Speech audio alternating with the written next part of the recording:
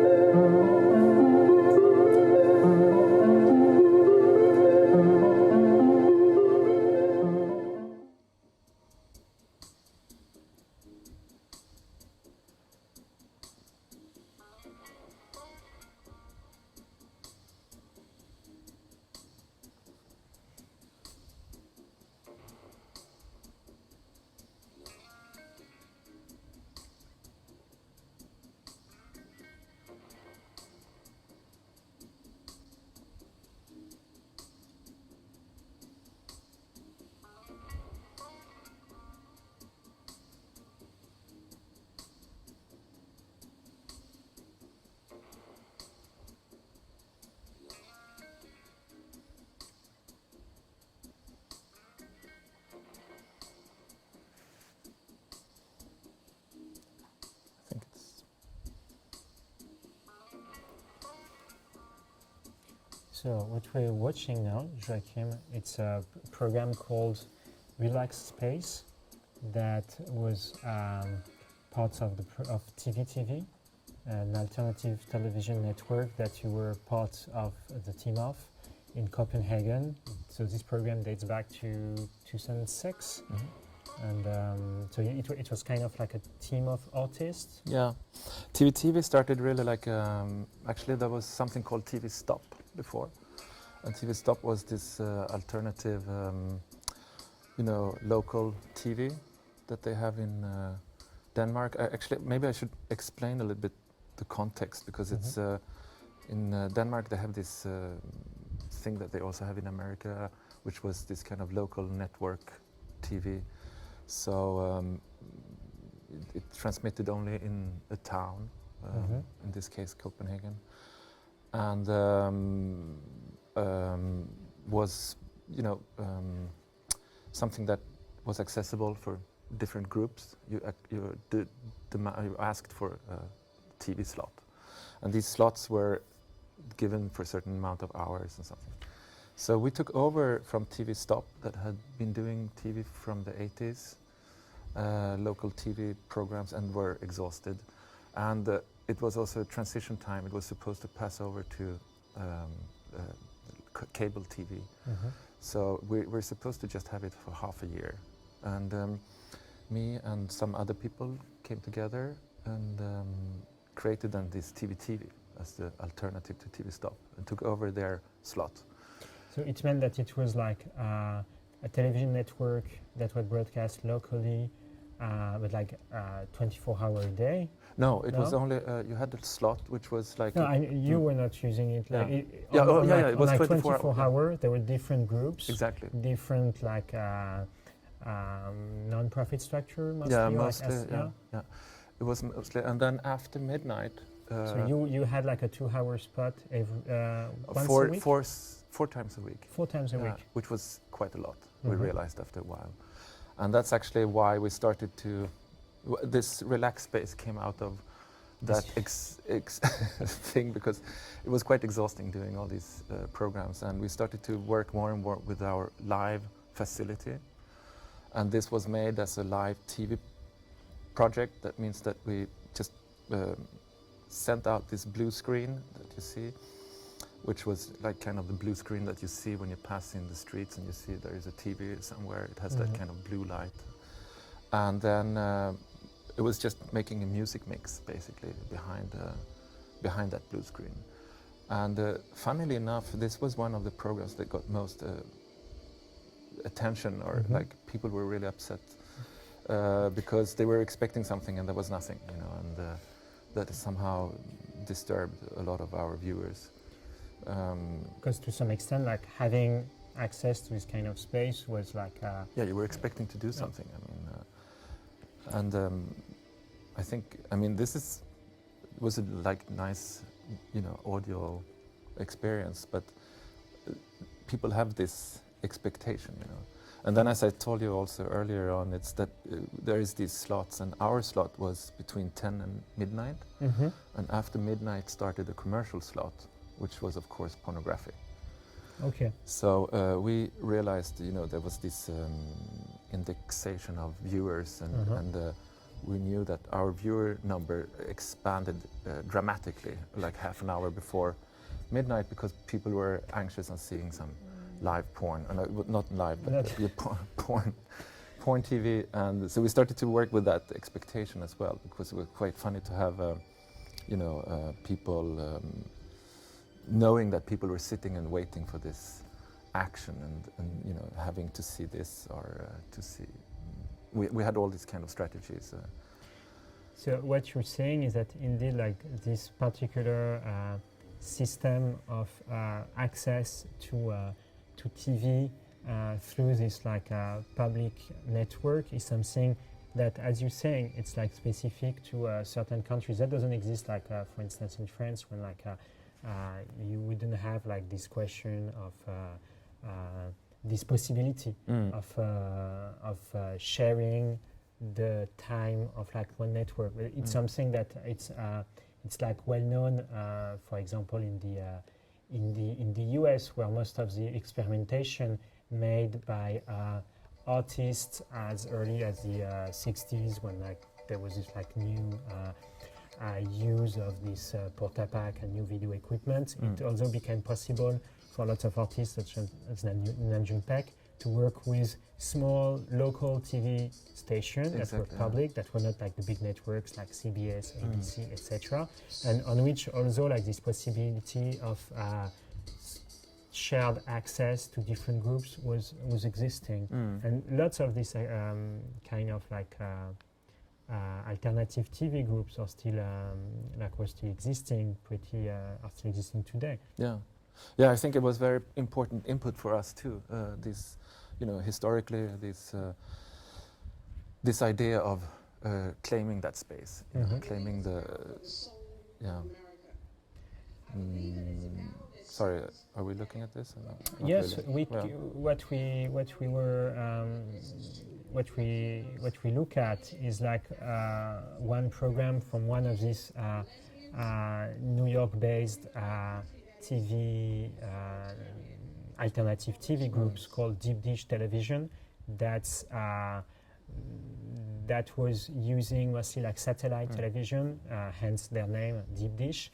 But this is an interesting program they made in the 90s, a series of programs they made to kind of tell the stories of this struggle to get access to media, and so in particular to TV. So maybe we can like listen a little bit to this to what they're saying.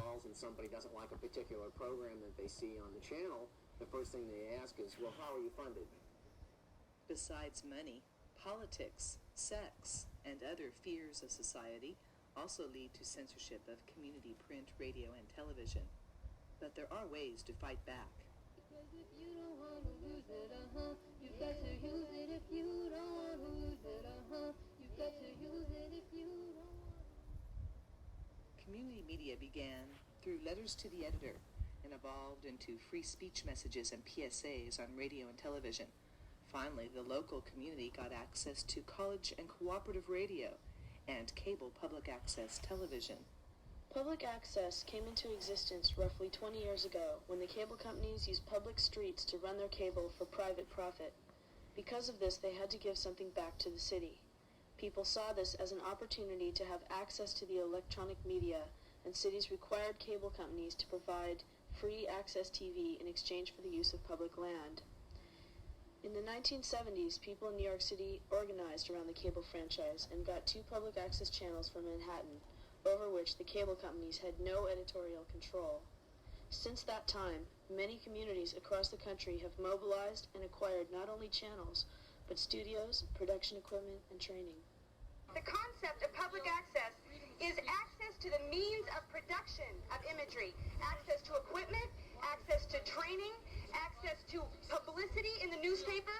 The question Yeah, of who's I responsible. mean, this is exactly what we were lining up along this idea as TV, and we had this manifesto where we talked about, you know, that media is also a public space, and as an artist you have to have access to public space. You know, that it's demanded of us to do, as artists, to participate in public spaces in general.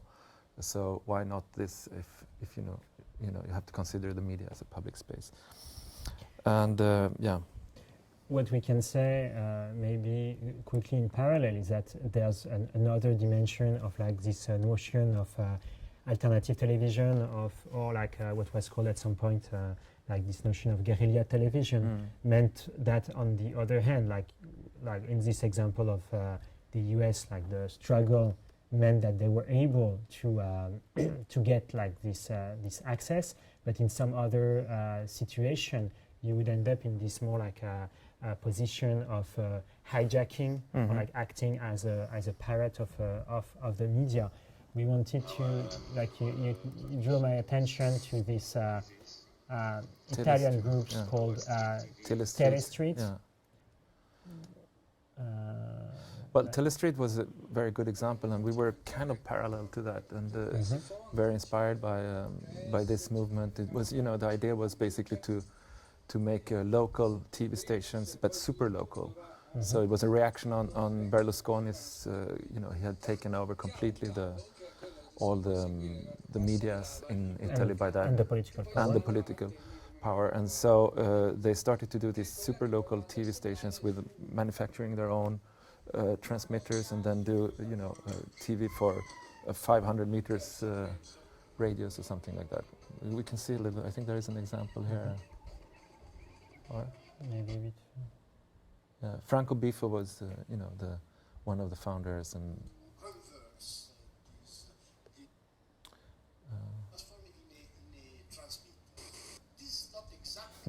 J'ai perdu le morceau, c'est ça. Ah, je Avec crois. ce type-là, voilà. We are on the roof and we are testing our transmission tools.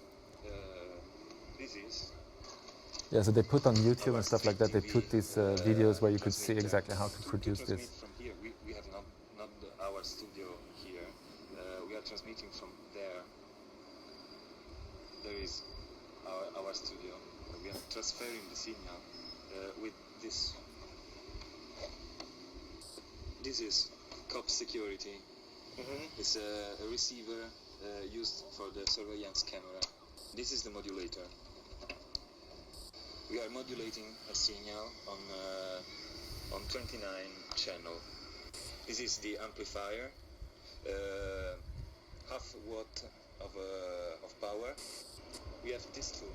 It's a panel. It's a panel area, and this is a log periodica, logarithmica. We connected this to. Yeah, well, you get the with this point, right? And connect. but at one point, I think it was really big. There were like 200 channels or something, and they were, you know, some of them were quite big because they could access a bigger amount of people due to shadows of signal shadows that they used and stuff like that. So there was like, but it was all analog technique. And what I thought about, actually quite interesting when we re-watched this, was this idea that maybe, you know, in times where the internet has become kind of like peril of you know, being how do you say, being controlled, maybe this is actually something we should look into again, you know, like analog networks that could be parallel to the more and more controlled digital media. No, I think also what's interesting that in this situation, like the access is a real like struggle. Like you're not in a situation in which like you would have apparently at disposal like a multiplicity of ways to like to broadcast, to distribute like local material, like you end up in the situation of trying to it's not a question only of strategy, but also a question of organization, of being able to put yourself in this like collective situation, not only to organize technically the possibility of this situation, be there authorized like on this public situation, or be there in this parade groups. There's this notion also that I think is really important related to this system of alternative network.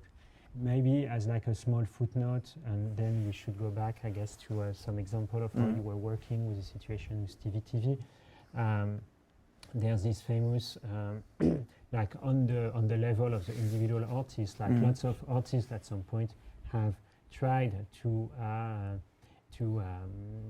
how would you say that, like to indeed get their like access through some kind also of individual make their own individual impact on TV.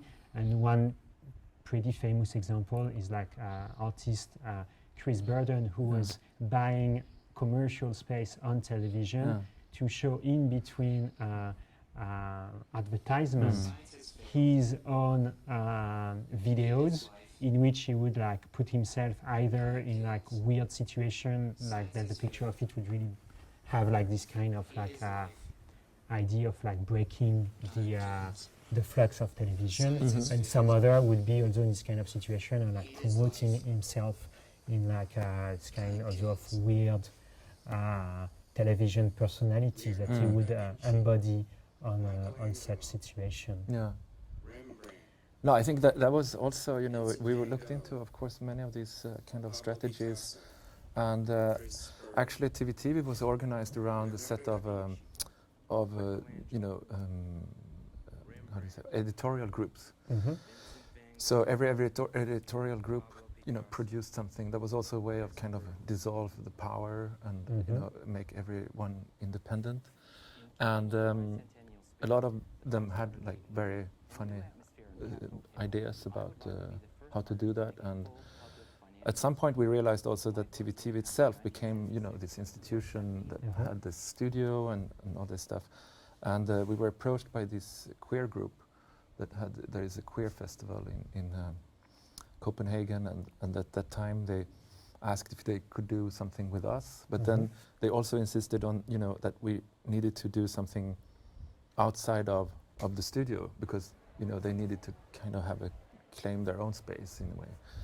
And that was a quite funny challenge, you know, to approach this idea of doing something that would be live but somewhere else, and how to, you know, produce this. And once again, because of like a technical situation, as you were saying, like having a slot on this like TV system allowed you to have access to a studio, but that meant also that when you would be asked to work in another space, technically it was not the same like well, you know, actually it's very simple. You have a transmitter that is like pointed to another antenna, which is a receiver, and you have to have that transmitter, and that was, you know, connected to the studio we were in.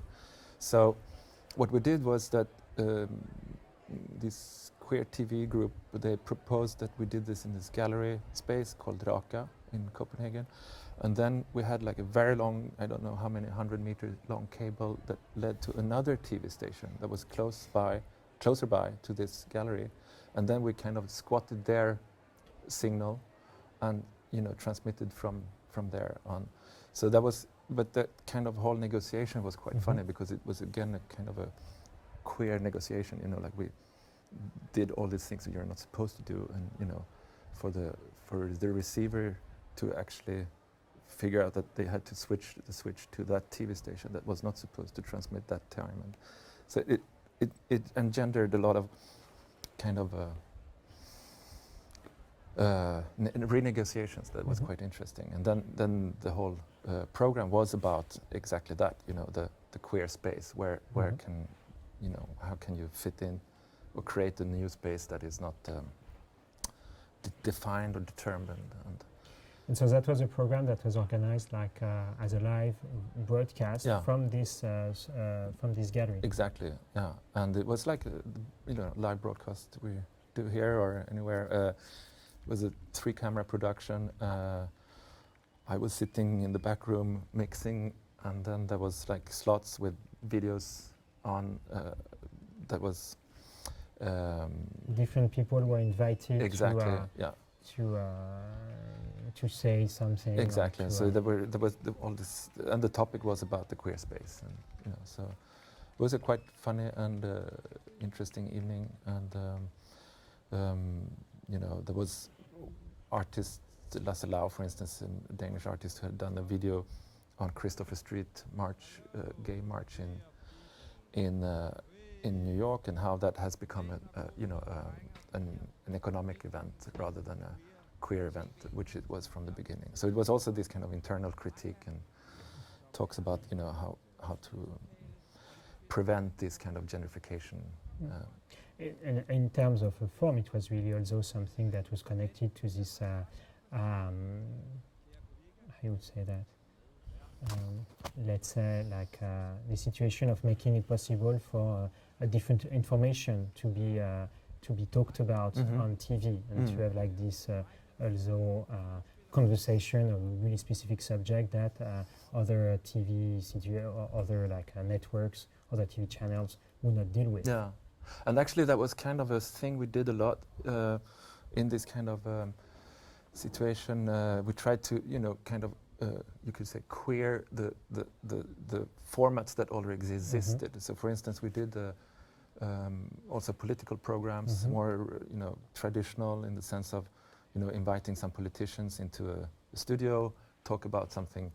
We did one program with this. That was another group called Fler folk förmedla, which means more people mediate, and the idea there was to talk about the Turkey's introduction into EU, which was really very hot at that point. 10 years ago, exactly. It was possible to think that Turkey would may become part of the European Union. Exactly, but then of course the right wings were really freaking out about it, and what we did was to kind of combine two things. So we did a kind of short version of Medea, Euripides' Medea. The play, the tragic play, and then with the invited. So Medea, this woman you see there, she's a Turkish, Danish with Turkish background politician, and she was of course defending Turkey's right to be part of EU. The person playing Jason, which is the husband of Medea, was the right-wing party's leader from the European Parliament, and then the last one was he was the former agriculture minister in the Social Democratic Party, and a very prominent politician, older person. He played King Creon as well, not King Cream. So you set up a pretty complex situation in which you invite like 3 politicians with like pretty different views on like a really controversial subject at that time, and you ask them not only to take part in a political debate, but also to enact a play. So that has like some kind of you bring a parallel between what's happening in this play and like the geography of the play, which is happening actually in what would be today Turkey. Yeah, because there are even in the play it says they're crossing Bosphorus, so it's like already there, and it's kind of it's kind of interesting in terms of content, and then we passed on to some kind of more normal discussion about so we had a set of topics or questions that was, that they answered as politicians do. But what happened is that along this talk, it became more and more strange, because they're doing every now and then I stop them, and then we do another reenactment, and they you were caught the up one in this. also interrupting the debate to go back to the play. And change this kind of like emotional situation of exactly. So in the end, there was this choir which were like all people with Turkish background, like Mhm. second, third generation, Mhm. and they were reading the choir part of the play Mhm. and also asking questions. And then in the end, it became very dramatic. I mean, like we had this part where Medea then is coming in as, you know, and telling about her wearing the bombs, you know, or killing her. Yeah, she's going like To kill her children. Yeah, Medea is killing her children Yeah. in the myth, and like in your situation, like the father of the kids is the extreme right wing Exactly. politician. Yeah. So then you know, we made her wear this crazy. And the funny thing is, when she reads the text, now you can't understand it's Danish, but she reads it really as a politician. I mean, it's like with this kind of like really politic normative way of, you know. But that was just a way of, you know, restaging a situation that made it all kind of really strange and you know, adding content to it, and also you know, trying to really play with this live situation. So this is live on tape, which means that we had them only for a couple of hours, so we couldn't do rehearsals or anything. So we had to produce it with a big team that was 4 cameramen, microphones everywhere, a live edit suite and so on. So like we could work, you know, so we could contain all this material very quickly and make it, you know, as an actual. But the scenography is pretty complex as well in terms of like how you've articulated as like an artist, like these different components, some that like tackling this subject, and also what's like weird is how to imagine that you were able to convince like these politicians to come participate in this situation. That's kind of the interesting part, that, you know, analog TV at that time still was, you know, something that was distributed, broadcast, you know, it's broadcasted around a very big number of people. In this case, 2.3 million people could actually reach this channel, and that meant, and we were along slots with the, you know, what would be TF1 in France, or, you know, something like that. So yeah, there was not that much competition. You were running this program parallel to potentially other political program, or with like films or something like this. So it was not a matter of choosing like for these people. No, and that means that when people were zapping around, they would at some point fall on this. And so that means also that we had like a kind of a power in terms of, you know, addressing these politicians, saying, okay, we do this program, would you like to participate? And, you know, they know that they would come out to this X number of people. They don't know exactly how many, but at least there would be some, you know. And also TV Stop, that we took over from, had a certain legacy. You know, they had produced for a long time. They produced well, and they, you know, so it was quite a lot of attention to this kind of program. And then, you know, as I said before, we thought a lot about this kind of live situation, because that was a way of actually addressing the exhaustion of having to produce all these hours of TV. But we also started to work more on, you know, even in terms of producing kind of live, you can say, how to you know, reenact the live situation even though you didn't do it live. Like, for instance, when George Bush came to Copenhagen during these years, we asked a huge number of people to film around the town, and people came to us during the day with, you know, clips of fights during a demonstration or police violence or all these kind of things, and then we succeeded to put together like a 2-hour long montage of George Bush day in Copenhagen, which arrived like at the end of his, you know, when he was going to bed, basically. Then we started to transmit, and it was kind of like a debrief, you can say, of like what really happened, you know, because of course this wasn't shown on the general media. Yeah, and it was not the moment when like you would have people putting all that on like a social network or something. No, exactly, like it was before, like But maybe we can switch to another political, let's say, project that you did this time in France, when you were invited to participate in a show in Paris that was at the moment when in 2007 there was like the presidential election, and you were able to get invited as a TV crew to get into like Nicolas Sarkozy's discourse about culture, his discourse about culture during the presidential.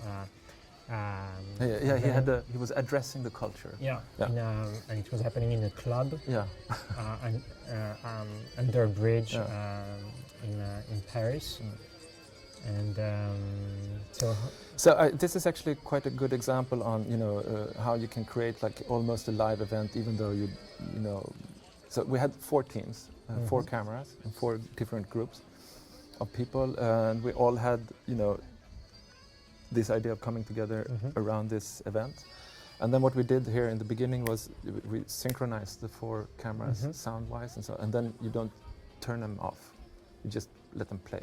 So in that sense, we have like a whole, we have the whole number of hours of recorded work, and it was synchronized, so we could just switch between the different cameras once in the montage.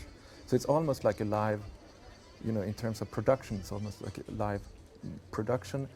And then that meant that we could already send this out the same evening. We didn't have, the montage was quite quick because everything was synchronized and everything was, we could go between the cameras.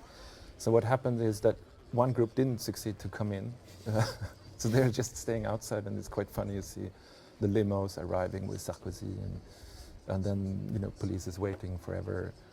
And then the other 3 groups were inside, and some of them didn't understand at all what they were filming because they didn't speak French, since it was a Danish crew.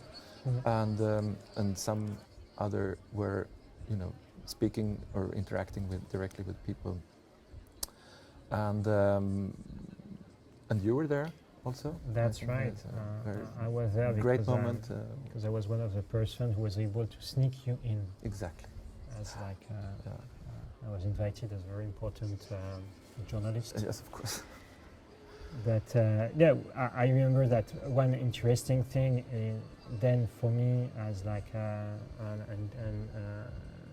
as like a member of like more of the art world was like a weird situation in getting in this kind of like not really a backstage situation, but it was really a pretty small speech and with like politicians, but also indeed some people from like culture, some like film directors, some like art dealers, and I mean there was not that so much happening in terms of like the discourse was not good. And what was interesting, I think, when I looked again at what the work you did, is that it also had this kind of like way of looking at like details of the event, looking at the details of this like room, which doesn't fit the situation, doesn't fit like the discourse. And at the what you also kept is that you kept the very end of the discourse, like let's say like 10 minutes, like 2 minutes maybe after Sarkozy has finished talking, everybody is immediately dismantled. Everything is like taking out of the, and suddenly it's as if this never happened. And it's just like a bunch of people having a drink together.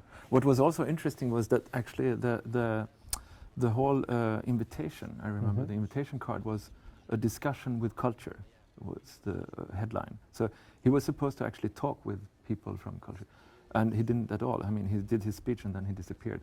And if you sat back with this kind of vacuum, which was very well, how do you say, shown in this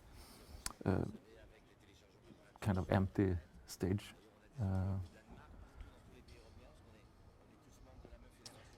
So and then there was this kind of like a way of ending